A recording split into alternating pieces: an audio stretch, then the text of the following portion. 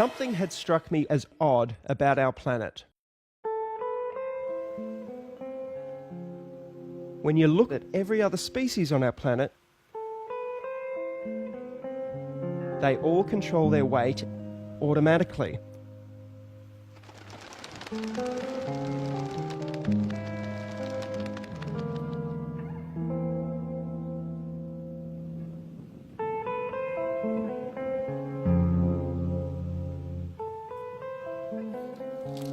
The only exception was us.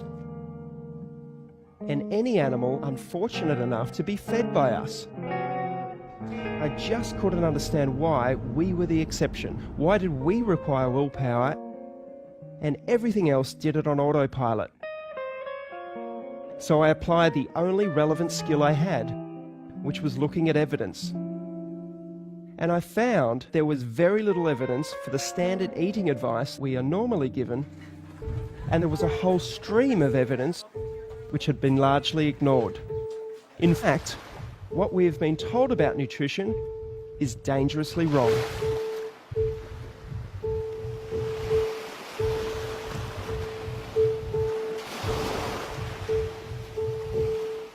Nome da Lakram Rakkal.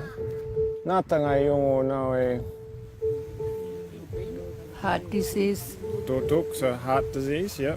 Tintin, liver disease, liver disease, asthma, yeah. diabetes. Diabetes. No, man, yung diabetes, man. Probably half the people here have diabetes. Yeah.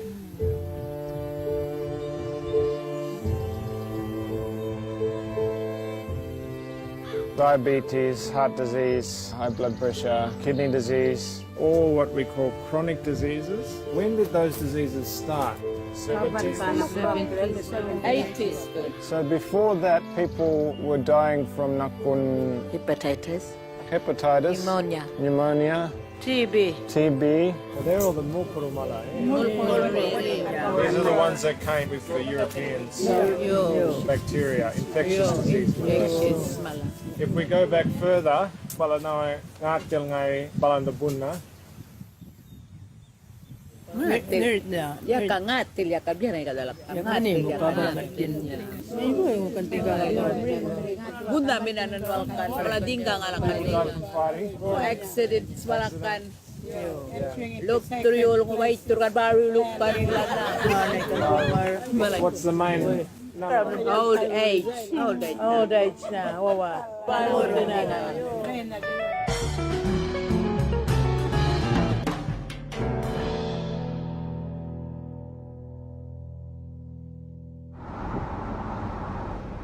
I have this label that I'm a fat girl. I am overweight. I have asthma. I've always had asthma. I have a rescue inhaler, and then I have a maintenance inhaler. My rescue inhaler is becoming like a regular inhaler where I use it 2 or 3 times a day. And I've just gotten used to it now. And I've been in the hospital a couple times for asthma where it got really bad. When people talk about wellness and health and are you well, how do you feel? My automatic pilot is always, I'm great. My vision is getting worse and worse very rapidly. I had 3 fibroids and one was really big. Upper respiratory infection. They put me on a broad spectrum antibiotic, mega doses of prednisone, azithromycin. And so I have this standing prescription. I'll just take it myself. I was also diagnosed with ADD. I don't know if that came up anywhere on there. This is really important. So when was the ADD? I'm like, oh, and incidentally.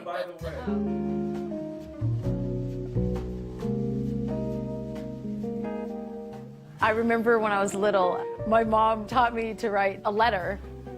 Dear Kathy, how are you? I am fine. Like those were the 3 things I learned first. How are you? I am fine. And I'm still doing that, but I'm not fine. This is levothyroxine. I take 1 a day for my thyroid. This is atorvastatin. It's for my high cholesterol. This is fenofibric, tizanidine, duloxetine. I take that for anxiety. Hydrocodone, cyclobenzaprine, gabapentin tablets that's supposed to make your brain process pain in a different way. This is also for my thyroid. This is for my neck pain. These are muscle relaxers. And that's my medication, which I think is more than enough. My mom struggled with weight her whole life. She created me to be an emotional eater. Somebody was picking on me at school. Come on, let's go get an ice cream. Something happened good in school. Oh, let's go out and celebrate. We'll go to Mickey D's, you know. And I ended up doing the same thing with my kids and my grandkids.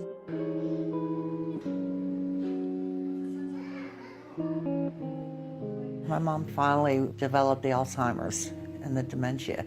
And I saw the progression of the disease from start to finish. And, you know, I forget things now and I can't think of words, and I start thinking, oh my God. You know, I'm the same way. I've gotten to be the same way. You know.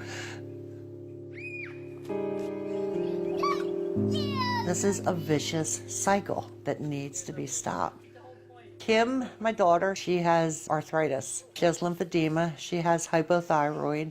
Her daughter, Kaylee, is 9. She has celiac disease. Barry's children are 5 and 4. Barry and Lauren, my son and daughter-in-law, they have a daughter, Abigail, who's 5. Abigail, you want to come back with me? Okay, sweetheart. Just step right up here. She has autism. She's nonverbal. She has epilepsy. She has central sleep apnea. No. She has digestive problems. Any trouble urinating, any trouble with bowel movements? She has constipation. Constipation? Okay, she's Yeah. on the Miralax daily for Yeah. that? Okay. Yeah. The hardest part, just having a child that can't speak. I know my wife feels the same way. That's to me, that's like the most painful part. Abigail, look. Ab, look over here. Abigail. Abigail seems like she's doing really well, and then she'll get tired and she'll have a whole bunch of seizures, and it's like she's forgotten everything. It's like her brain resets itself. Playing music? It's really the seizures that compounds her autism. We're counting on average about 50 a day, so she's getting a great big cocktail of garbage. This stuff's pretty mild compared to this stuff. This is called Onfi. This stuff here it's over $1,000 a bottle. My insurance covers 70%, so I get the joy of only paying over $300 a month just for this stuff. Have you noticed any improvement with it? We have, otherwise, believe me, for over $300 a month, she would have been off of it a long time ago. The whole situation makes me mad, but mostly just because how many 6-year-old kids are these neurologists putting on these heavy narcotics? I mean, this is as bad as if you were to go buy heroin off of the street. And that's the first thing that these doctors are trained to offer the kids. That's it. Good job. I hate it. The lump in my throat as I was reading. The side effects, man, I mean, may cause harm to yourself or others, may have rashy, irritated skin, may cause sleeplessness. And I've seen my daughter have some of these side effects. We're gonna need a lot of help for sure. I have no idea. I have no idea how we're gonna do it. Do what? Switch her diet. She refused just about everything except for like the goldfish and Doritos. So.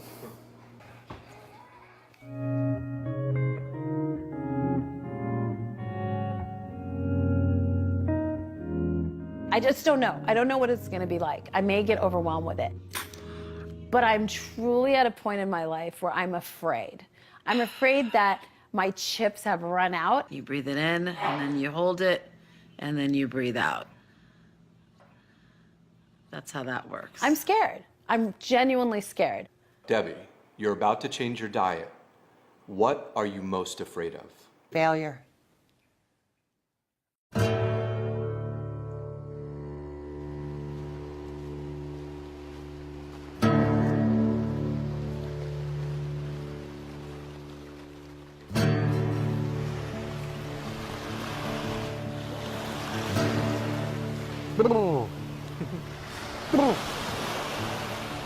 Wishing for luck.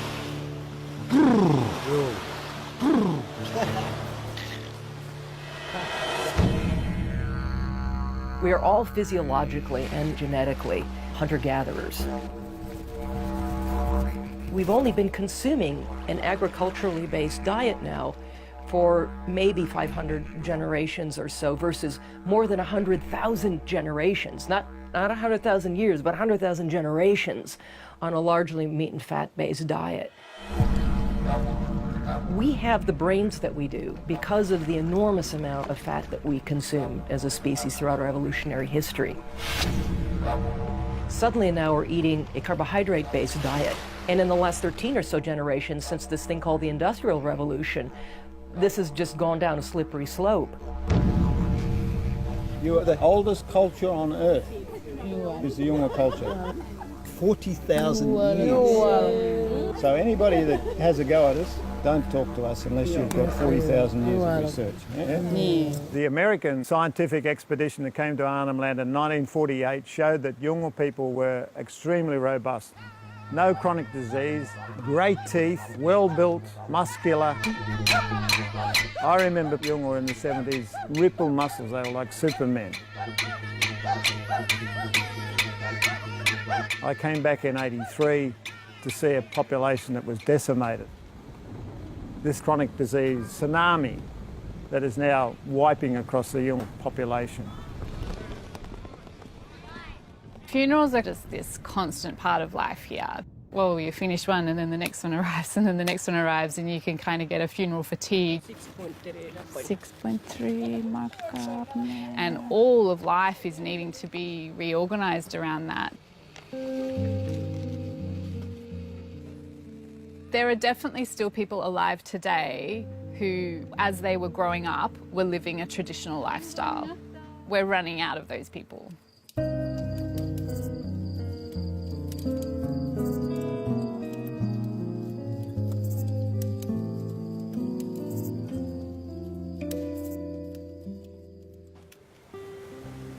Everybody died. My friends have all gone. Even my best friends, they're not with me anymore.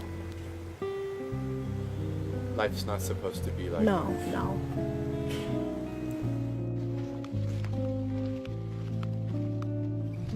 Your Angel, can you tell me in your own words why are you here at this retreat? Why I can't talk when I'm walking. Okay, fair enough. Maybe down at the beach when I'm sitting alone. I think my body maybe weren't built to do some walks or I don't know. I remember when I was a little girl, I used to come with my grandfather. We'd be walking along this beach. And every night he'd share stories. He would tell me, this is the way to go. This is what you eat. Don't eat this. This is nice, but this is bad. Don't touch this. Don't eat this. It's not even food. It's nangining. Nangining meaning non-edible. Even those red and black beads, they're pretty to make a good necklace, but it's not good to eat. It's nangining. So much has been done to Yolngu people to send the message that they are inferior and that whatever is going on in the dominant culture is more powerful and superior, and that definitely applies to people's perception of food. This one's got caffeine.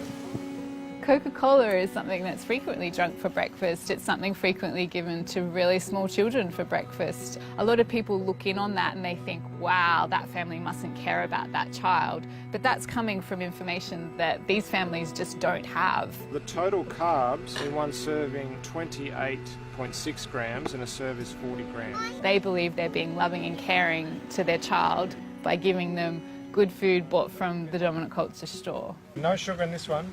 But tanga no chemical mala. The Australian government's pumping millions of dollars in to try to fix Aboriginal health. And here's these two individuals that have managed to do what they're trying to do on a large scale. What they're managing to do is to say the way that you had it before white person came was actually the right way. We have ancient wisdom and we have modern wisdom. And I think the two need to work harmoniously together, in balance.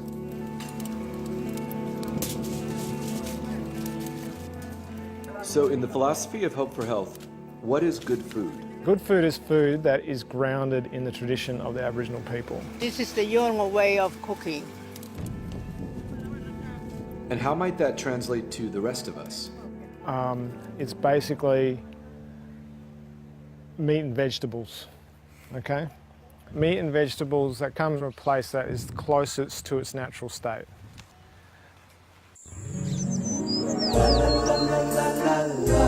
Years ago, there was a commercial for a particular margarine. That's not margarine, that's my sweet creamy butter. This woman, who actually turned out to be Mother Nature, tasted it, and she said, it's not nice to fool Mother Nature, and made lightning happen and thunder. The fact is that processed food is not natural. That's trying to fool Mother Nature. Should I get the trash bag out? Probably. We should be eating the foods that nature provides, not that are scientized, not that factories provide. Would it be okay if I sat down on that chair over here? Go through the store without a problem. Okay, I'm sorry. Your mom is the daughter of my father's sister. So your dad is my mom's uncle. That's right. Dude, everything in there is gonna have to go. I think it's probably best if it does. Pastaroni. What is pastaroni? Pasta. I guess. Even the name in and of itself tells you how highly processed it is. It's somebody's brand name. Abigail, get down. Any food preferences? I know you gave me the 3-day diet diary. Those are her food preferences. SpaghettiOs, chicken nuggets, goldfish. Goldfish is a normal. Doritos. What about drinks? Apple juice. Apple juice. We've hijacked our taste buds with food-like substances that are not whole food, that are not real food. Here's a good one. Imitation vanilla flavor. Propylene glycol, sodium benzoate, phosphoric acid. Doesn't that sound lovely? I don't even know what it is. Right. The whole low-fat thing is completely wrong. So we're going to add more fat to the diet. I mean, good natural fats. That's avocados, olive oil, meat fats from pastured animals like beef tallow, duck fat, lard. Having the federal government get behind the low-fat diet changed vastly the food system. You know, companies flooded in with all their low-fat products, responding to this huge demand. One of the most insidious things that market does for us, light. Light.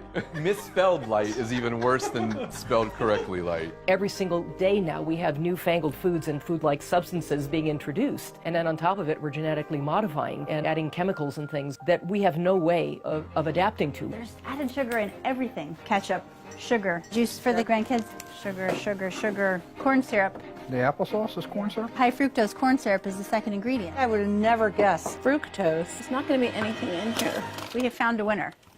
You know what? Scratch that. There's sugar again. That's something. Yeah. Wow. Obviously, we will never again eat cereal in our life. Perfect. Get rid of it. Bread and other grain-related products are really worrisome, A, because of their gluten issue, but most importantly, because of their carbohydrate content. I don't even know if we need to say anything about this. Yeah. Just no. Okay. I call wheat the perfect obesogen. Food perfectly crafted to make you fat. Wheat is in all frozen dinners, all breakfast cereals, taco seasoning mixes, instant soup mixes, canned soup, salad dressings. In other words, of the 60,000 products in the average supermarket today, 59,000 have wheat. There is nothing you can get at a grain that you can't get anywhere else. Not even close, in fact. Meat, seafood, vegetables, fruit, nuts and seeds, and eggs have so much more to give. Maple and brown sugar, heart healthy. You know that can't be right, right? Wheat was added 10,000 years ago, which sounds like a long time because it predates the Egyptian Empire, the Greek Empire, the Roman Empire. But 10,000 years represents less than 0.5% of human race's time on Earth. We went from a diet that was 90% meat and fat to suddenly relying on grains and legumes for the very first time in our evolutionary history. These all gotta go. You know, when a label goes out of its way to tell you how healthy it is, like 100% whole grain, reduced fat. By taking fat out, you guarantee that people have to shift over to high carbohydrate foods. That's just what happens. Fat is a critically important part of our diet, but we've got to be super selective because some fats are very threatening to our health. The reason olive oil is so good is because you can get the oil out of the olive really easily. It's like cold-pressed extra virgin olive oil. But you take something like this, This poison. In order to make packaged food, you need a fat that's solid and stable. So everything on a supermarket shelf, cookies, crackers, chips, need a hard fat, a solid fat. That's what gives it shelf life. If you get rid of butter, suet, tallow, lard, traditional fats, as our guidelines told us to do, what's left? Hardened vegetable oils, which is basically trans fats. We don't want to use any of the vegetable oils like corn oil or safflower oil, soybean oil. Vegetable oils are toxic. They're industrial oils. They are foods that we could not have manufactured until the industrial era. There are seeds that have oil in them, but that don't release their oil readily, so you have to use high heat and solvents to do so. That totally wrecks the molecules, destroys many of the antioxidants. It's a mingled, disgusting, smelly mess. Every cell in your body is wrapped in a membrane that's made out of about half fat and half protein. If the fatty acids comprising your cell membrane are unnatural, that cell membrane cannot function in the way that it's supposed to function. And that's the beginning of disease. It starts at the cellular level. Vegetable oils are acting like little miniature Trojan horses. Your body doesn't recognize them as not natural. It will make cell membranes. It'll make brain cells. But it's as if you were trying to build a house and your contractor said, well, we don't have any bricks, but we do have these little styrofoam balls. Let's go for it. Did the food grow on the planet? Did it swim in the water? Did it run on land? That's food. The one question I wish every single doctor on this planet would ask every single one of their patients is, what are you eating?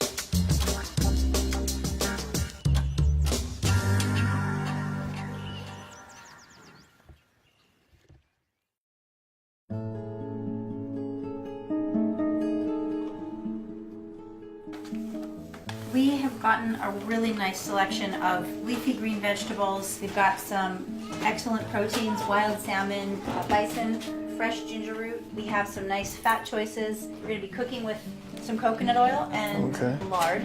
What we're doing is focusing on things that are natural. In the Western world, we're not suffering diseases of underconsumption. In fact, it's the opposite. We're suffering diseases of overconsumption. And once we get rid of refined oils, processed foods, refined grains, what we're left with is vegetables, fruit, nuts and seeds, meat, seafood, and good healthy fats. And that is what we should be focusing on. Okay, here's the turmeric. Yep.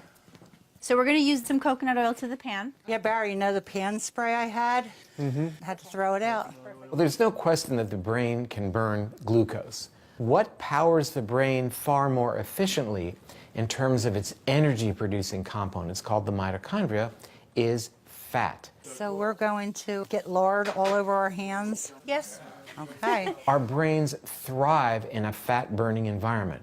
Now, technically, we call this a state of ketosis. And to get into a state of ketosis, one assumes what is called a ketogenic diet, which basically means a diet that's lower in carbs and higher in fat. Oh, that smelled amazing with that garlic. Barry, have you ever cooked anything like this in your life? No. Being in a mild state of ketosis is really the place to be.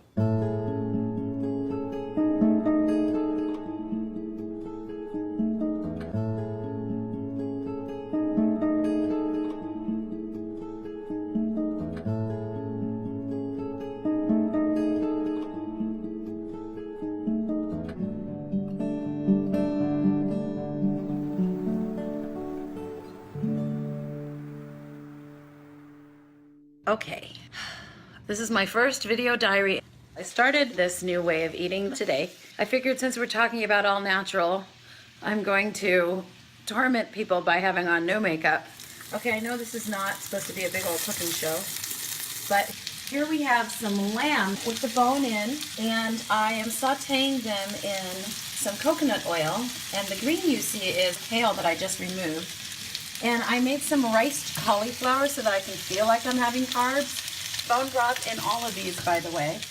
Normally, I would just go out and eat 3 times a day. I'm so used to grabbing and going, but I am really gonna do this. I am gonna do this. I have to do this.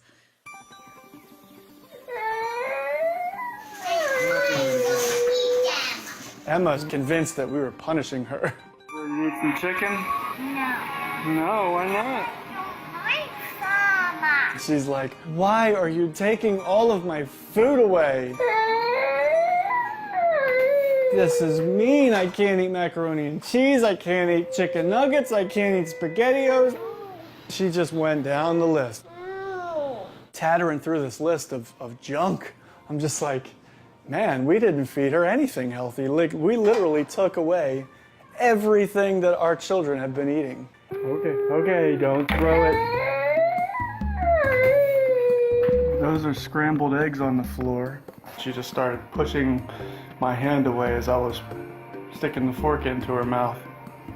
And then she literally crawled across the counter and she grabbed this bag of goldfish that was sitting there and she ripped it open and just starts shoveling handfuls of goldfish into her mouth. It reminded me of when I was a drug addict and I would get my bag and I'd be fiending for something. I'd be fiending for a fix. Oh, for goodness sake. The first 5 days, she starved herself. She barely ate anything. Yeah, I'm burnt out, man. I'm burnt out. That was the turning point. She was just more. I mean, she just was a bottomless pit. Abigail's eating coconut. And from that day forward, it was like she was eating everything I gave her. Everything. There you go. Barry texted me the day that she was eating with a fork. There you go. Good job. He texted me that she had never done that before, that she was eating a piece of steak with a fork. And what is she eating? Steak and kale. And I mean, I was literally jumping up and down, and I think he was too. I was so happy. She just took the fork and stuck the steak and popped it in her mouth like she's been doing it her whole life. It was crazy. So anyways, we're doing great. I'm looking forward to seeing where she's at in another 2 weeks. There you go. Good job. When a little baby's put in your arms and you giggle and they giggle back, this little body is talking to me without language, but talking in their own way, and the baby lights up. He never lit up. We knew from the moment he was put in our arms at 2 weeks old, we knew something was amiss. When he was 3, I decided to put him on a specific carbohydrate diet. Just meat, vegetable, fruit, nuts and seeds. 3rd day on specific carbohydrate diet, he fed himself for the first time. The 5th day, he said his first word. So I almost fell over on my chair. He said, "We come for welcome." Because I said, "Thank you." I would always talk to him. And it was always me doing the talking, us doing the talking. And he, wouldn't answer to his name, all that typical autism stuff. I said, "Thank you." And he said, "We come." One of the things, though, that always bothered me was that he didn't seem to be able to stop bobbing, rocking, verbal noises. And so I was already beginning to wonder about if he needed something more.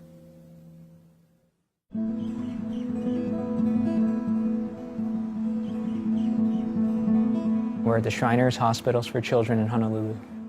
We take care of children with brain-based disorders, Specifically, we specialize in autism, ADHD, and other developmental problems. Use this hand and tap your fingers. Our medical study involves a clinical trial. We're investigating not only if the ketogenic diet impacts children with autism, but also how it might impact children with autism.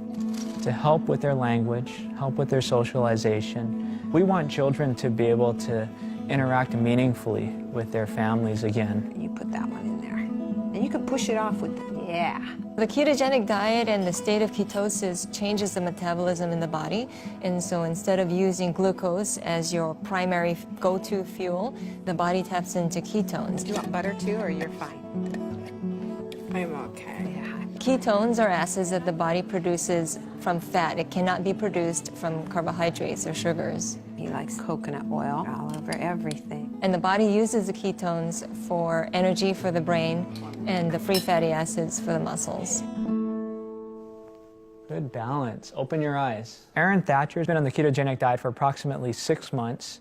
He has seen an improvement in some of the core features of his autism, including increased socialization, interaction with his mom. Just to get him peaceful. Yep. It's huge. Brings peace to the whole family. And I would say, you know, our loving interactions are more. Increase independence and self-care skills, decrease in his stereotypic repetitive movements and behaviors. Aaron, we're going to put these puzzle together, okay? Start with these, and I have some here, and let me know when you need more. As evidenced by his scores on the ADOS, he initially, pre-diet, had an ADOS score of 16, which is in the high range for autism. And on his 3-month follow-up, had a score of 8. What do you like doing that makes you feel happy and cheerful? Coming here. Coming here? You like coming here? Okay, what are some other things that make you feel happy? Taking a bus. Taking a bus, that sounds fun. Okay, how about things that you're afraid of? Are there things that... Turtles. Turtles like in the story that we read? The ocean. Oh, the honu in the ocean. That makes you feel afraid? I was watching Aaron take the ADOS, and there are questions on the test, like, what do you find scary? And he said, Turtles. Great, A+, right? So I said, can you say that in a complete sentence? Given the opportunity, he probably could. He did. We did give him the opportunity. Can you tell me in a full sentence? I'm afraid of turtles. Awesome. Tell me in a full sentence what makes you feel happy. I feel happy. I took the bus. Awesome. That's more therapeutic than the question that we asked him. Do you ever feel sad? Can you describe what it's like when you feel sad? Sometimes I feel lonely What makes you feel lonely? when I be by myself. Oh, can you say that in a full sentence? I feel Upset because I'm a lonely person by myself. There are some common metabolic processes in the body that exist within every cell in our body. If you take in a medicine, you're targeting a specific mechanism within the body. Whereas if you approach it more broadly, such as through food, we might be able to influence a variety of organ systems, including the brain, the pancreas, the liver, muscle cells, blood vessels, etc., through one intervention.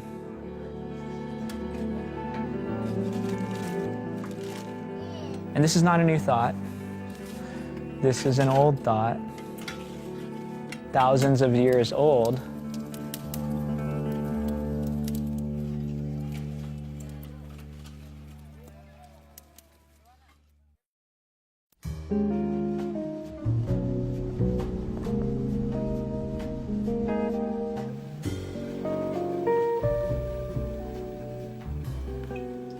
I think that eating alone only bolsters the little hamsters in your head that are telling you what you should and shouldn't do. I mean, I rarely will sit and eat a meal alone without there being some little commentary going on in the back. Well, you really should have less of this, or you really should have done this or that. There we go. Look at that beautiful bird. Oh, that looks so good. But when you eat with other people, you end up talking and bonding and sharing. I like that. I just like that better. So you'll see there's meat and there's fat in here. You don't have to eat it, but it's really good. It's interesting with the fat that's floating. I've become so ingrained over the years of fat's no good, don't want fat in my diet. You know what I mean? It's hard to I like. thought about your face. I'm like, Lisa's gonna be like, I cannot eat that. I thought about you. Well, it all started with Susan Powder back in the early 90s. Yes, with the spiky hair. Yeah. I'd go buy a fat-free cake and I'd eat the whole thing and I'd be like, I'm eating fat-free. But all of that sugar turns into fat. It's carbs. So they say it's fat-free when really... Yeah, when you're eating it at the time, it's fat-free. It has no but fat what does in it turn into once it goes into your system? Fat. More fat. So we're gonna make the mayonnaise. Basically, eggs and lemon plus oil equals mayonnaise. Okay. Right? I love it. So let's prove it. This is olive oil. Yeah, I'm using olive oil. You want to use a pure oil like this that isn't going to be toxic to your body.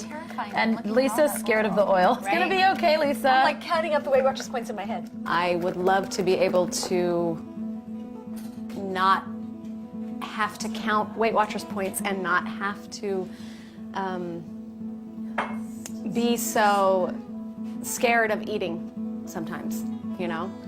But I'm scared of, if I don't do that, then I'm gaining the weight back. And so it's that allowing yourself to have the freedom to trust your body, to trust that when you do it, it'll be okay because you're eating real food. Doing this as an act of love, as something we're all making. Remember that, John? It's not. We're here to toss her some. Well, I'm going to pour it on the first. We're just going to do it to taste. Oh my God, I'm so excited. To a long life of happiness and health. And friendship. And friendship, absolutely. Cheers. That was fun. I love you, girls. I love you too. In the 1950s, the nation was really in a panic about the rising tide of heart disease that had come from pretty much out of nowhere to be the nation's leading cause of death. In 1955, President Eisenhower himself has a heart attack, and he's out of the Oval Office for 10 days. So the nation is fixated on this problem, an urgent public health problem. Nobody really knows what causes heart disease, right? There's a number of different explanations. Maybe it's lack of vitamins, maybe it's car exhaust. So into this vacuum steps Ancel Keys, a pathologist from the University of Minnesota, and he says it's saturated fats. Saturated fats and cholesterol cause heart disease. Of 10 men, we can expect 5 to get it. And that was his hypothesis. He had an unshakable faith in his own beliefs. He was called a bully even by his friends. And he was able to get his beliefs inserted into the American Heart Association. So the first ever dietary recommendations telling people to cut back on saturated fat and dietary cholesterol to avoid heart disease were issued by the American Heart Association in 1961. That's the beginning of the story. It's the tiny little acorn that grew into the giant oak tree of advice that we have today and that we can't back out of. What was the evidence for that recommendation by the American Heart Association? It amounted to one study, coincidentally performed by Ancel Keys. That's the 7-country study where he went to 7 countries around the world, mainly in Europe, but also the US and Japan. And he sampled nearly 13,000 men, and he looked at their diet, he looked at their cholesterol, and then he waited to see who had a heart attack or who died of heart disease. I mean, he had a hypothesis that saturated fat caused heart disease, and he was out to prove it. For one, it's very clear that he cherry-picked his countries. He had done a number of pilot studies. He knew where people were not eating much saturated fat and had low rates of heart disease, like Yugoslavia and Italy. And he ignored other countries, also low rates of heart disease, like Germany and Switzerland and France, where they ate a lot of saturated fats. He didn't go to those countries, which would have disproven his hypothesis. His study showed that low saturated fat intake was associated with low rates of heart disease. Associated, but it doesn't mean that reducing saturated fat is what caused those people to suffer less heart disease. It was also true that these people ate very little sugar. In fact, they also found in that study that what correlated best with cardiovascular death was sugar. Then what ensued was a tremendous amount of science to try to prove Ancel Keys' hypothesis right. Billions of dollars were spent in large clinical trials, the most rigorous kind of science you can do, and they were done in mental hospitals and veterans hospitals, the kind of experiment that you can't do anymore because it's considered unethical. And at the end of billions of dollars of research, they could not prove Ancel Keys' hypothesis.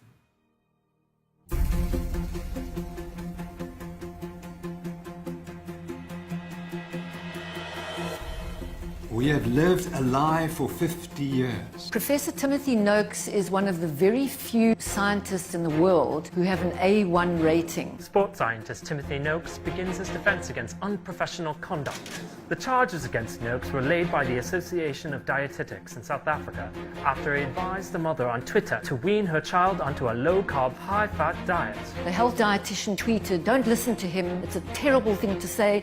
I'm going to report you." This will seriously harm our profession. The dietitian went on and lodged a complaint with the Health Professions Council of South Africa. That's the regulatory body for unprofessional conduct. That is the most serious charge you can level against a medical doctor. It's time for us to take charge of our nation's health. This is the modern-day trial of Galileo. Good morning. It's the 16th of February 2016. We continue with the professional conduct hearing against Dr. T. Noakes. And Professor, you are still under oath. Thank you, Madam Chair. Yes. This is a unique event in the history of modern medicine, that a scientist has been charged with giving unconventional advice and can get up there and say, actually, it is not unconventional. It has been in the literature. The Association for Dietetics in South Africa is very, very much a gatekeeper of nutrition advice and the official dietary guidelines of South Africa. It's time to look at the results and the outcomes and say maybe we got it wrong.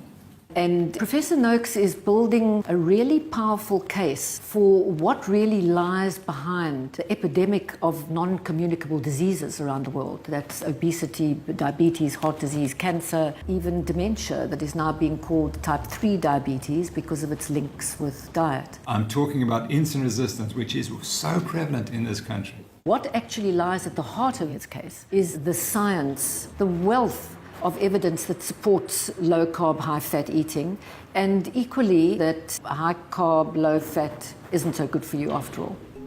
One of the definitive studies of the low-fat diet was done in the United States by the National Institute of Health to prove that the low-fat diet reduced the risk of cardiovascular disease, and they invested $700 million into it.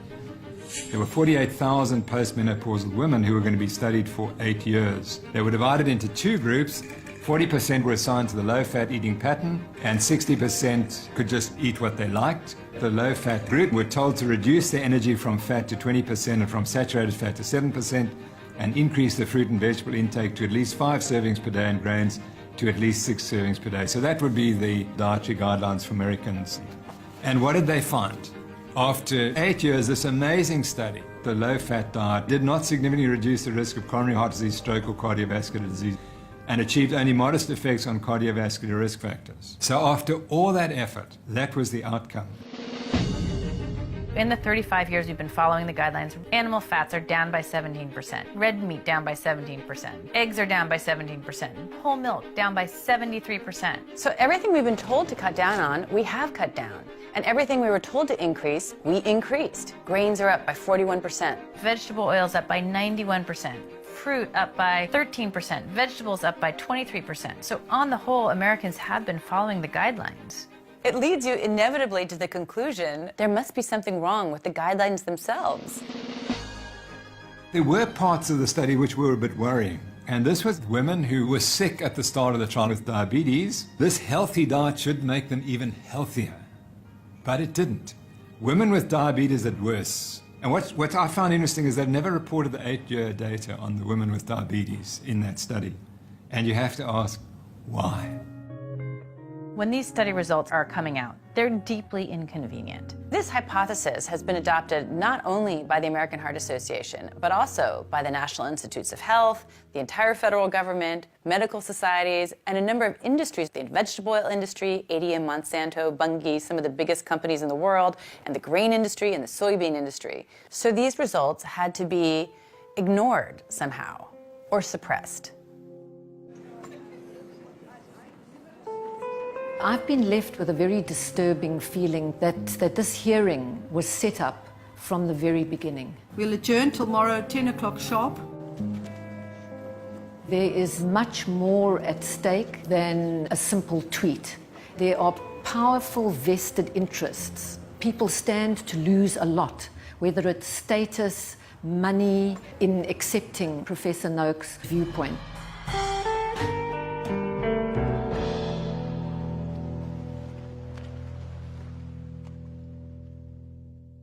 Could you describe what the low-carb, high-fat pyramid would be? Yeah, actually, that is maybe a graphic that more than any other.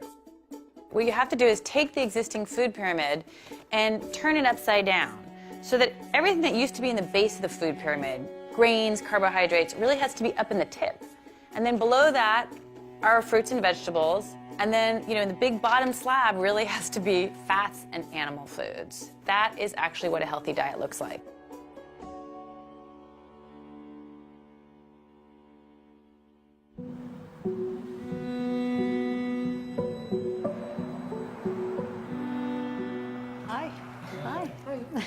I was so excited to come here today to see if there's any changes with Abigail. The first time I met her, she was walking on top of the windowsills. She's a climber. Abigail, get down. Flopping all around on the couches. She comes in and... Hey, cutie. She's absolutely calm. Say hi. Hi, Abigail. Do you remember me? It's very exciting. Very exciting. Can you say hi? Seems like she's losing some of that massive belly. It looked like she was like constantly bloated. That seems to have decreased. Her bowels have regulated. They were using a laxative every single day. And I don't know if you noticed that when you're trying to present her something that she doesn't want, no, she's actually saying no. Yeah, I noticed that too, actually. Like with her mouth, she's actually saying no. She's able to concentrate and she's able to progress because she's not running all over the place and she's not seizing. Her seizures are going down, and we have tangible data from the school. We are actually starting to wean her off of the anti-convulsory narcotic that she's on that I think you guys heard plenty of complaints from me about. These are great strides within just 5 weeks. It's great. What do you make of his sort of subdued attitude about all that? They live with Abigail day in and day out. You don't see your children grow. That's incredible news. Yeah. Is that not big news? Yeah. I have faith in bigger, better things, man.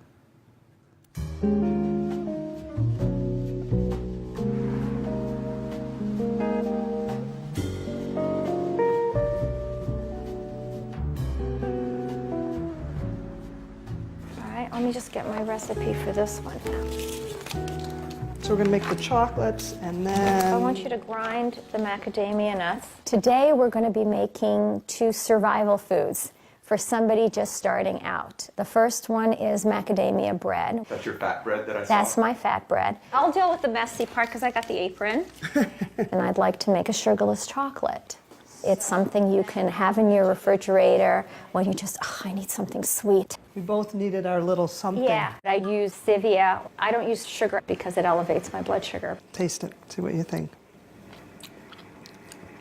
I think it's perfect. I think it's perfect, too. I think it's perfect. Everybody needs to learn a new word. It's called hyperinsulinemia. We're going to grind the macadamia nuts into a butter. We are constantly triggering our insulin. Some people develop type 2 diabetes, some people develop cardiovascular disease, some people develop Alzheimer's. I developed cancer. In 2012, I went for a breast MRI. And something lit up like a Christmas light. I had invasive with HER2 amplification, which is very aggressive and metastatic type of breast cancer. I'm going to add the coconut butter. Cancer cells have an Achilles heel. You inhale oxygen, your bloodstream carries oxygen throughout your body, so that's an energy source for healthy cells. And that energy is used by the mitochondria, which is in the cytoplasm of the cell. But cancer cells can't do that. Don't do this if you have granite. They can't get energy from oxygen. Cancer cells need to ferment. They need sugar and refined carbohydrate to proliferate. Do you ever see Star Trek, The Trouble with Tribbles? Okay? Do you remember at the end they say, I figured it out. If you don't want them to reproduce, stop feeding them. And that's what cancer is. So I started a ketogenic diet. A ketogenic diet is a high-fat, very low-carb. It's like Atkins on steroids. This particular diet for cancer means 80% healthy fats, 10, 12, maybe 14% protein, and no more than 12 grams carbohydrates.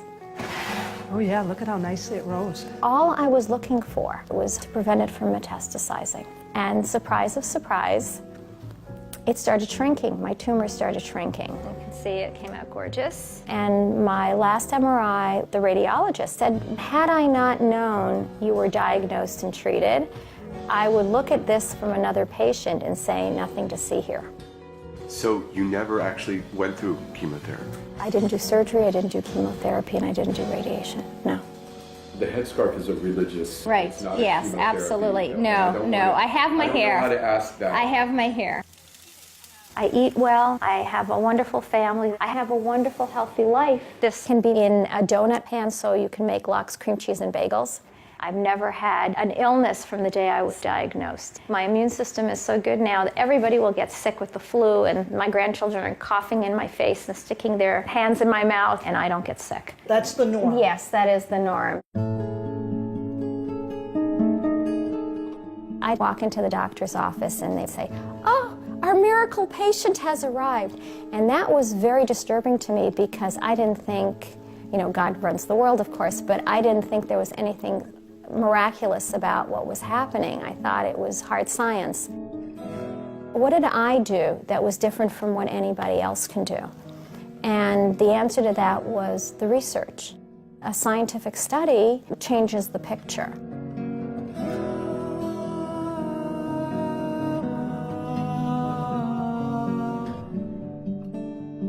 Cancer is described as an immensely heterogeneous disease. That's in fact a buzzword that's now very much in the literature. If you have a primary tumor, this cell can have this mutation, and right next to it you can have a cell that has different mutations, and the cells in the metastases have still different ones. And so what happens is, no matter how you target your cancer therapies, you're going to end up catching some of the mutations, and then some of them are simply going to be mutations you didn't hit with these particular therapies, and then those cells are going to be the ones that survive and come back to get you.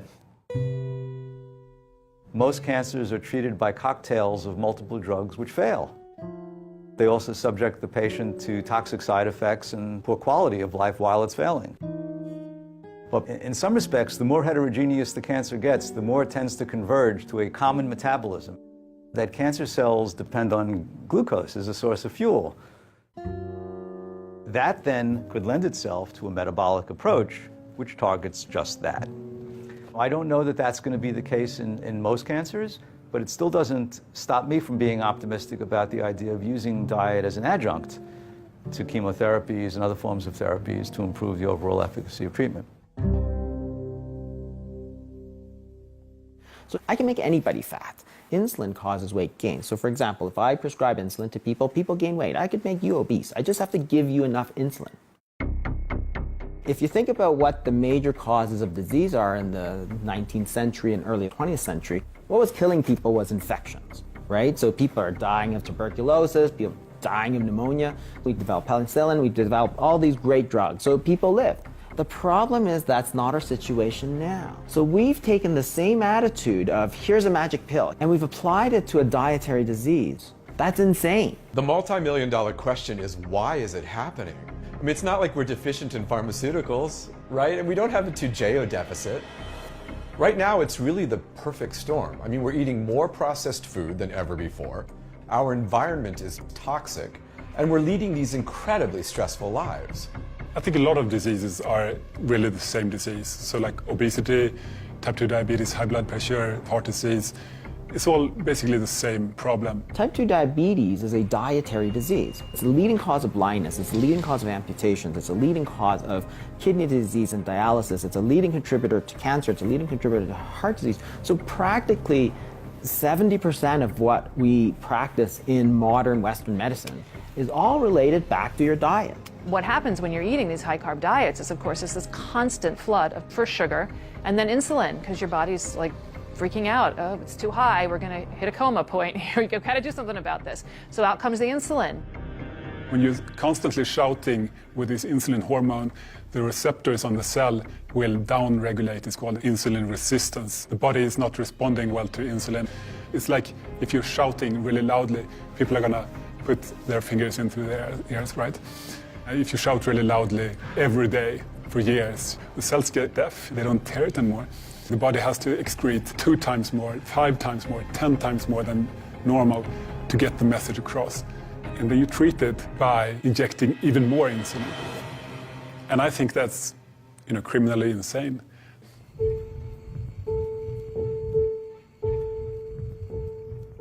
When you start on the Lantus, which is the long-acting insulin, you start at a certain number and then you gradually increase it by like 3 to 5 units a night based on what your sugars are.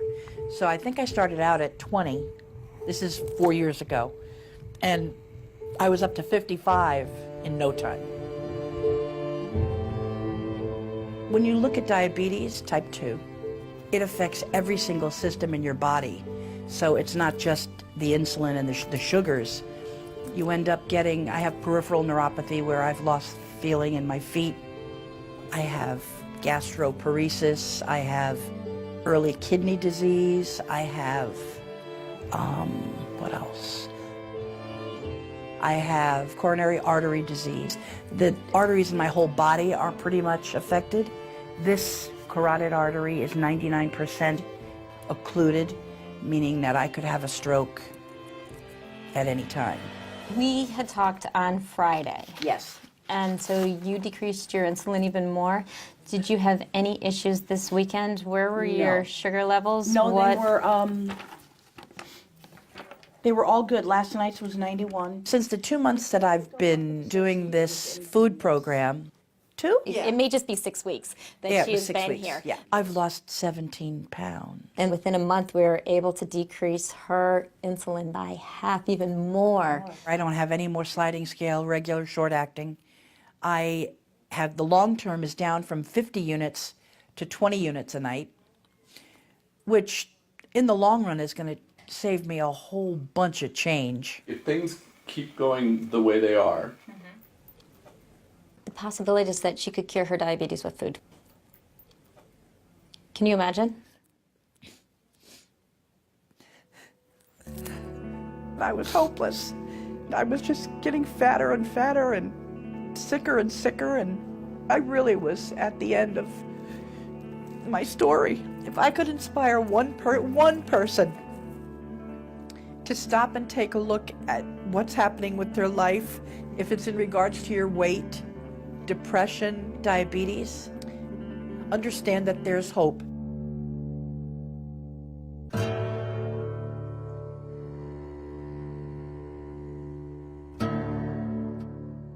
When they rounded up the tribes in this country and put them on reservations, they were starving, and the U.S. government gave them commodity foods. It consisted of white flour, sugar, and lard. What do you do with white flour, sugar, and lard? Is you make fry bread. It's our concentration camp food.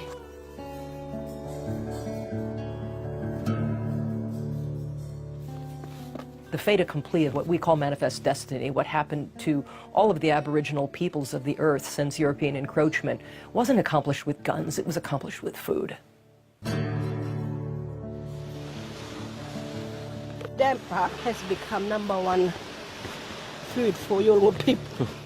Settlers, missionaries, they gave us damper, and our grandfathers, grandmothers, and all our families, they liked it. That is looking yummy. These modern displacing foods were being brought in as rations by the missionaries. They're very addictive things like tobacco and sugar and flour. You must have a damper with a sirupal rice jam. It's required. Must be.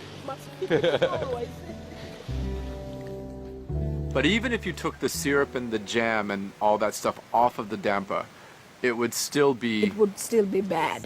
It's still yakka. Yakka menmak. Yakka menmak. Yakka menmak.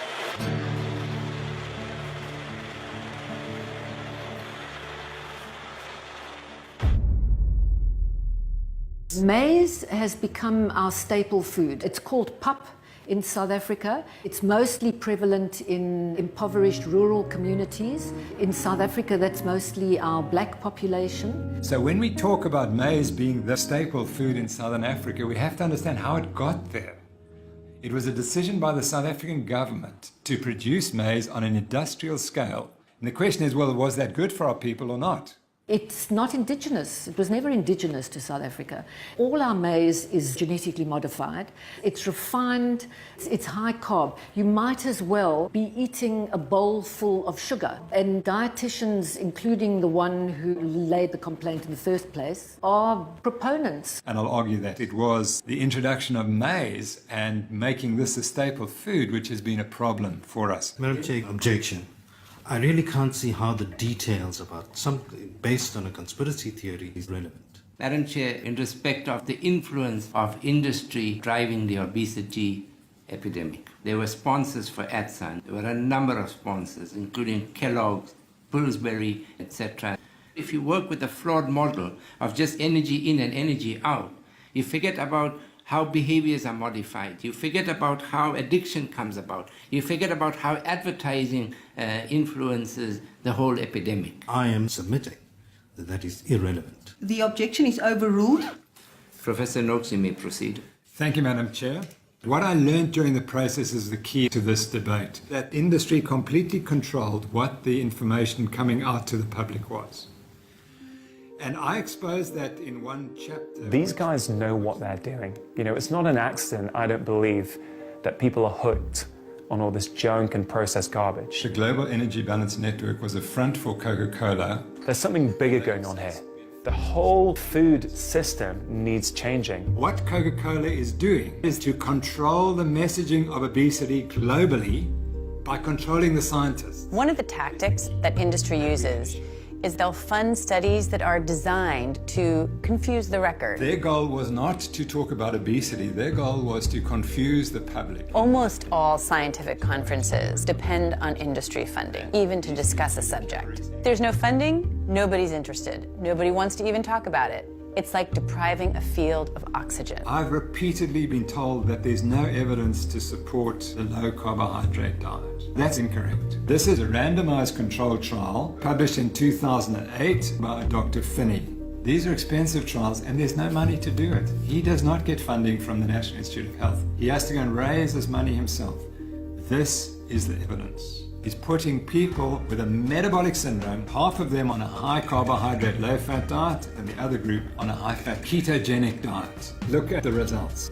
Body mass and abdominal fat, high fat outperforms high carbohydrate, low fat diet.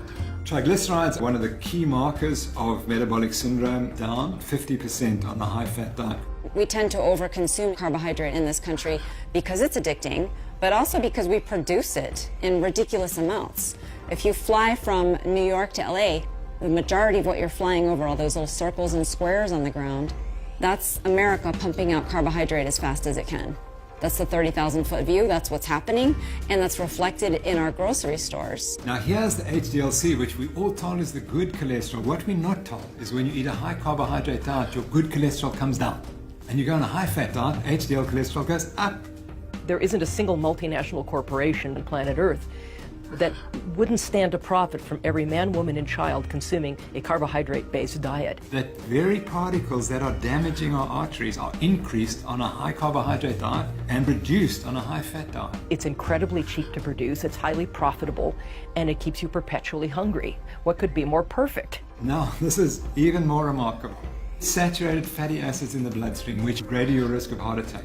Now you eat more saturated fat, and the saturated fatty acids in the bloodstream go down. Pharmaceutical companies are profiting from this. Weight loss industry is profiting from this. Undertakers are making out like bandits. About the only people that aren't profiting from all of this are the rest of us.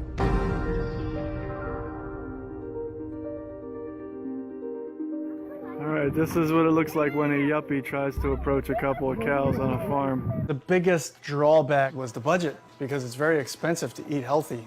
One of the ideas we threw against the wall, and it actually stuck, was that we were going to buy a grass-fed cow, a whole cow. Emma, why don't you go with Mom to pet the cows? We saved over $400. For tens of millions of years, long before we ever came along, grasslands and ruminants co-evolved. Cattle are basically designed to eat one thing and one thing only: fresh green grass. Check it out. Yeah, buddy, grass-fed meat. I've got hamburger, I've got T-bone steaks, porterhouse steaks, I've got liver.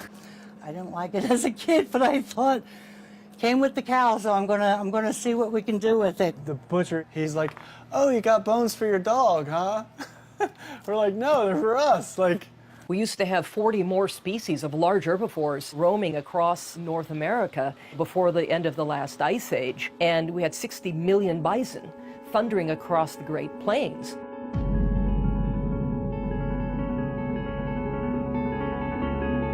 Today we have 60 million cattle that are populating feedlots. You know, grain feeding of animals.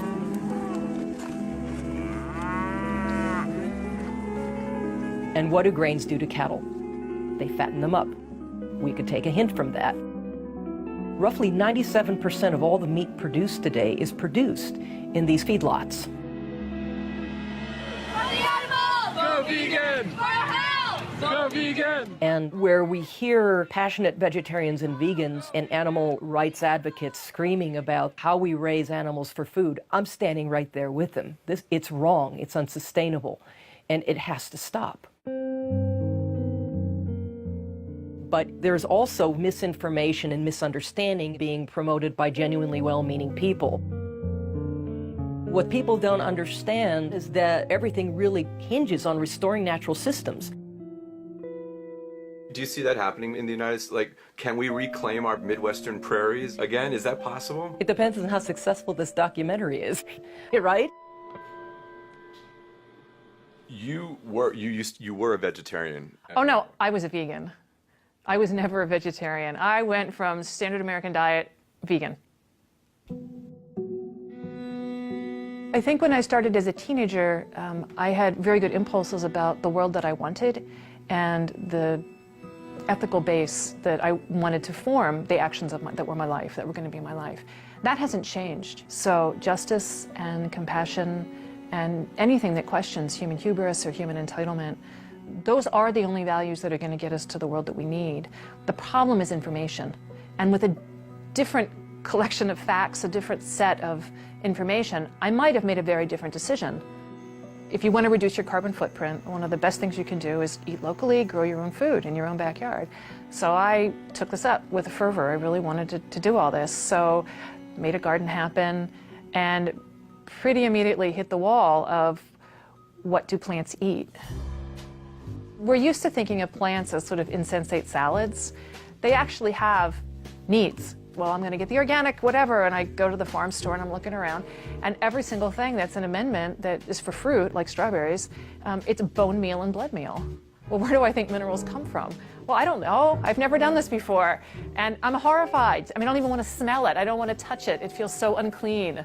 And where does this bone meal and blood meal come from? Well, it comes from, from animals. It's like, where it doesn't fall out of the sky. Like, I know this is about dead animals. It's horrifying to me. What do? I have to supply what the soil needs, and what the soil wants is dead plants and dead animals. And I can't take animals out of that equation. I mean, it's absolute hubris to think we can. That's what soil is. That's how it evolved. That's a thriving, living community. There are insects, and they want to eat strawberries too. So either I'm going to kill them, or I'm going to get some creatures that will do it for me. And I went ahead and got chickens and ducks. Again, this was this just tremendous moment of ethical and moral meltdown. So now I'm enslaving these chickens and ducks to do this terrible thing for me, which is kill. You've never seen anything like a duck eat a slug. You want to see happiness? This is what I live for, was what my duck said. And boy, was she a happy little creature, the chickens as well. So they ate all the bugs for me, and I never saw another slug. Animals tell us what they want.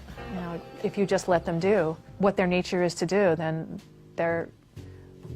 it's not even that they're happy, it's that they are who they should be. The most destructive thing we've done is this activity called agriculture. We don't really have a clue what goes into making that corn or making that soy. All we know is that you look down on your plate and it doesn't look like a dead thing. Therefore, it somehow must be peaceful and kind and sustainable. And we're utterly wrong about this. You have to understand what agriculture is. you take a piece of land and you clear every living thing off it. And I'm including the bacteria in that. So all the plants and animals that are supposed to live there, they're gone. Now you're going to grow an acre of corn or wheat. That corn is going to require things that are not there for it, and you're going to have to come from the outside and apply them. It's going to take a lot of fertilizer, insecticides and fungicides, because you're fighting a war, right? All those other plants and all those other little animals want to come back. Now, another thing that happens is every time you plant that corn, you're destroying that soil, a prairie or a grassland. It's the perennial roots that make channels for the rain. When you only have annuals, they don't live a long time, so they don't have time to build long roots. So year by year, you are drawing down that soil. And then, of course, all that soil washes off. You know, if you're on any kind of a slope, it all is just going to go into the local river and kill it with all that dirt. So now there's no fish either.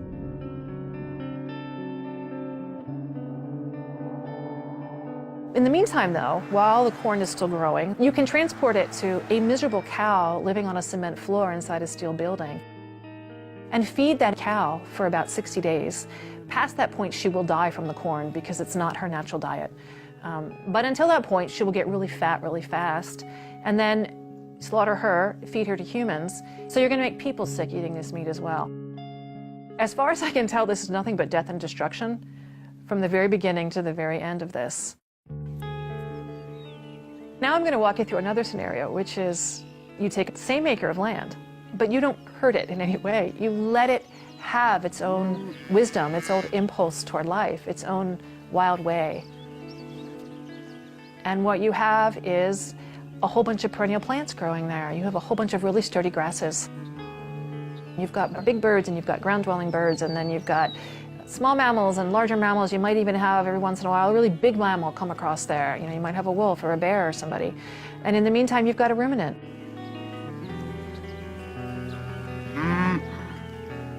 So you've produced the same amount of food for people. You've got the one ruminant at the end. You know, you slaughter her and now people can eat. But that acre that is still in that prairie, that grassland, you could come back in 10,000 years and all of that life would still be there. The only thing different would be a little more soil, which is to say a little more resilience, a little more depth to life. And that is how we lived for 2.5 million years as humans on this planet, participating in that cycle.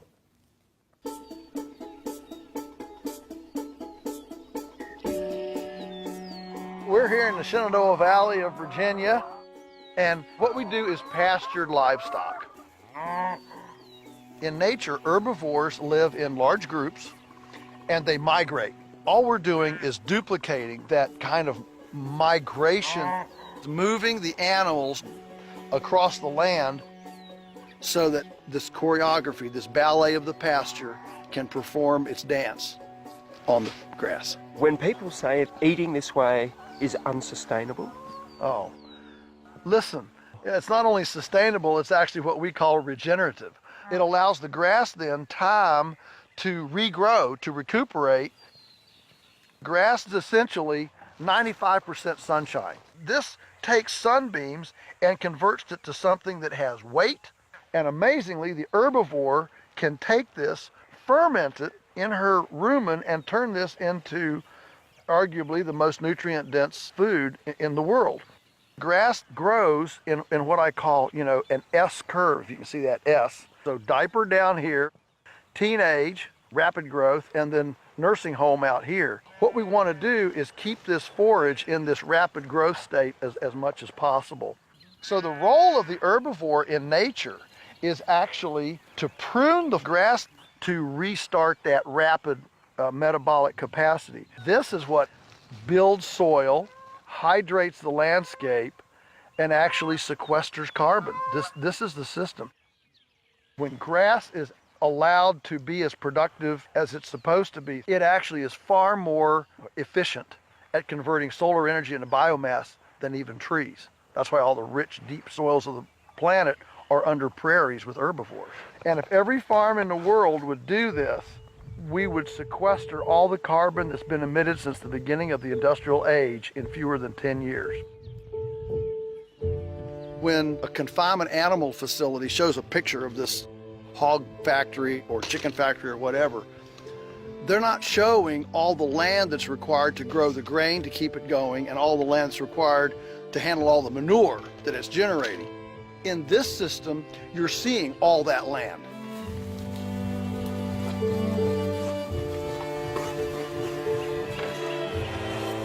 I think a lot of industrial agriculture thinking is that the earth is a reluctant lover. Whereas actually, we view the earth as an abundant, loving partner who responds to caress, who responds to care, and if we will come humbly to the land, why, it's ready to give us way more than we could have wrestled from it. This is the mystical, awesome cycle of life, and to be able to be this close to it has a humility to it, a perspective that is actually quite profound and actually quite historically normal.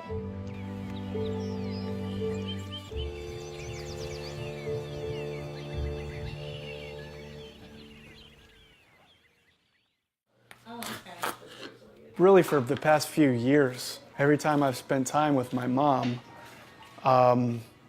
just like her cognition reminded me of my grandmom. Like it was starting to remind me of like those early stages of my grandmom. My son just told me not too long ago, he said, I love you, and I'm really becoming concerned with you. You're starting to check out of life. I see you starting to deteriorate the same way that she did. That scares me. I used to get these horrible headaches. I was battling depression. I would just start to cry. I would tell my husband, I said, I'm tired of this.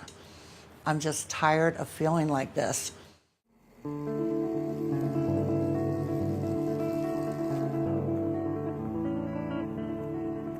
Since we started eating clean like this, I have not had, and I kid you not, I have not had one of those headaches, not one. My energy level, my thought processing, I mean, I've seen remarkable changes. You know, until you've been there in that dark place, you can't really grasp the magnitude of it. I have been there and I have lived that.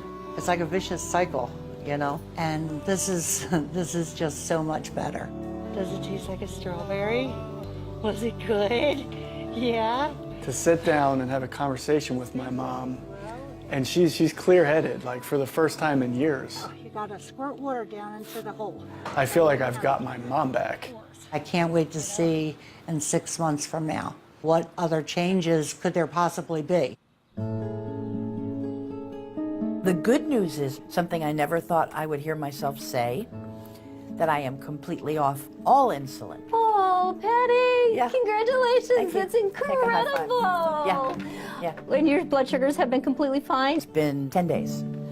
Are you kidding? Who's counting? How much weight have you lost in entire? 45 pounds so far. It's so exciting. 45. I think that's 3 dress size. I'm halfway. I would like to lose 90, so. I find that so fascinating. The first lines of defense are always like, take this pill, take that pill, that medication. And like, oh, you're at the end of your rope. And so maybe you should try changing what you eat. I think I always knew that, but I don't think I knew how. And as much medical knowledge as I have, even nursing, I don't think they teach you enough about nutrition.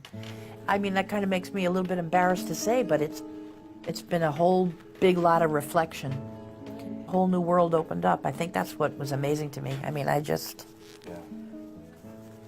Anyway, I can't happy. hear that, so thank you for that. Thank you. There's something implicit in all of this that no one seems to be saying. The human body is a vastly complex system, but how we fuel it is really simple. If we fuel our bodies correctly, then the complexity should just take care of itself. So, metabolically speaking, there are really only 2 fuels we can use. They are sugars and carbohydrates, which is glucose, and fat, which is ketone bodies. If we go with the notion that fat is the fuel that nature has intended, then suddenly all the dominoes just fall into place.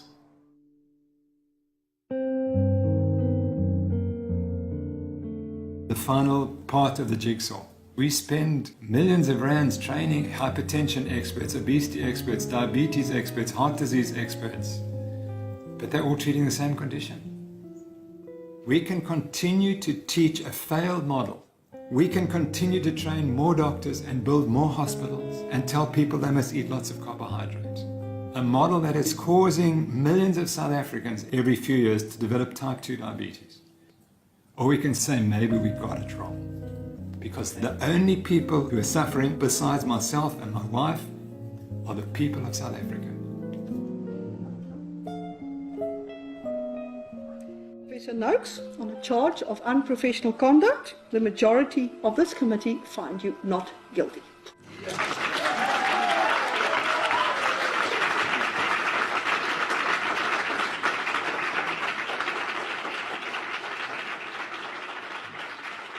You've got to let it go and watch it grow. 'Cause it takes every voice to make this world all. It's been about 5 months since I started eating this way. My clothes fit better, my skin is clearer, my voice is clearer, my mind is clearer. This is all about the freedom you want. I was having ongoing respiratory infections most of my life. I haven't had a single thing. No antibiotics whatsoever. No antibiotics. I haven't needed it. I haven't used my inhaler for about 3 months for any reason whatsoever. But I did not expect my lungs to clear out. But to actually sit down and talk about No more inhaler. From the first unto the last, connected, Our bodies are perfect. directed, we fly. If you don't actually take a moment to just revere the way nature works, just truly look at it, at how perfect it is, you're in for trouble. 'Cause if you listen to the voice within, a melody will soon begin, and you'll feel the vibration in your soul.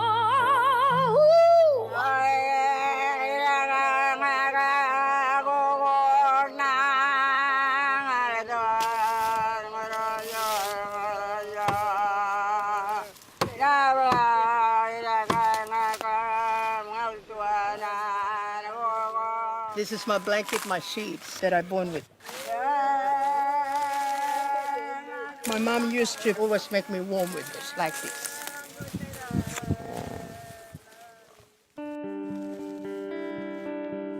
A week ago, you were talking to me, and your body was not in a pleasant place for you. No, not yet. The second week, I went out on that walk and I started singing away as I was walking. And I was so happy.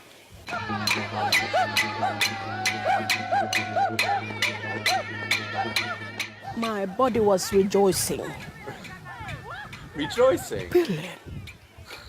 And I felt, this is the first time that I have ever felt flexibility, the refreshment inside. From this time on, I am going to look after my body. How's the asthma? No, I haven't been worrying about it anymore. I think it's gone. You look at the problem of Indigenous health and it just seems like this massive epidemic that's just so huge and impossible, and how can you find a pathway through it, and so many resources have been poured into it, and I think so many Australians are frustrated about how many resources have been poured into it and we're not seeing any results, and it feels like this hopeless solution. And then it's crazy when you can get people in a situation where you can change what they're eating just for a few days, and you can already see these incredible improvements in their well-being, in their blood pressures, in their blood sugar levels, and you think, how can it be this simple? It can't be this simple. It can't be this simple, but it's happening.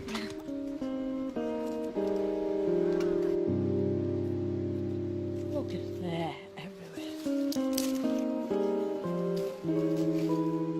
Learning all of this, so nice. Human anatomy, all these blood cells, all these cells that make up our body, so perfectly woven together. So beautiful.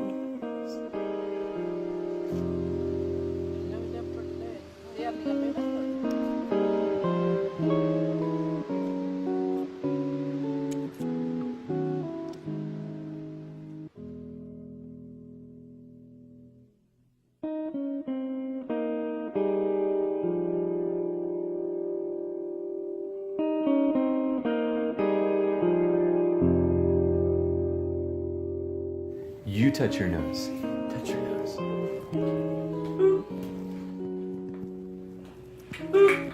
One more time. She's pulling her hand. That's it. That's your nose. One more time. Ready? Abigail, where's my nose? There. Nose. It's almost like her brain has had this certain way of functioning. Like biologically, it's functioned as a brain of a person with autism until we started to give her the nutrients that her body and her brain needs to start functioning normally. Can I have the block? Can you give it to me? Good job, man. Oh my gosh, I never saw her do that. Give the block to Daddy. Daddy. Come on, you silly. Yes! Now, give the blocks to Mommy. To Mommy. Mommy. Give the blocks to Mommy. Good job. Yes! There you go. Thank you. But at this point, she's like 6 years behind, so she's starting at the level of a 2-year-old, or whatever developmental level that Abigail's at.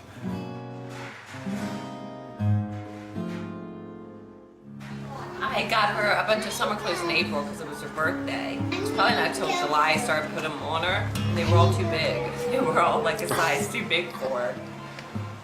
She looks amazing. It's such an easy recipe, I've got it memorized. It's 4 eggs, half a cup of almond butter, and a cup of squash. So no grains? No grains. And I always melt some ghee over top of the pancakes so she gets some fat.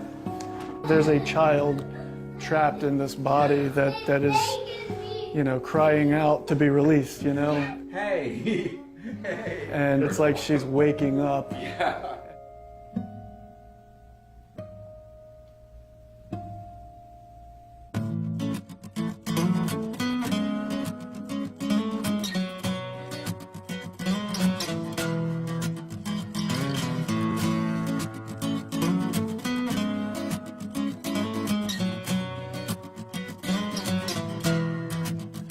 I know a carpenter, I know a laborer, he is my teacher, he is my brother. I have a neighbor, he is my savior, he doesn't waver, he's a strong believer. I know a farmer, I know his vision, I know his struggle, I know his hope. They are all archetypes, people that I might like to be just like in a completely different way. And we all we're coming out of our caves, coming out of our caves, yes we all. Catch a swell, catch a wave to another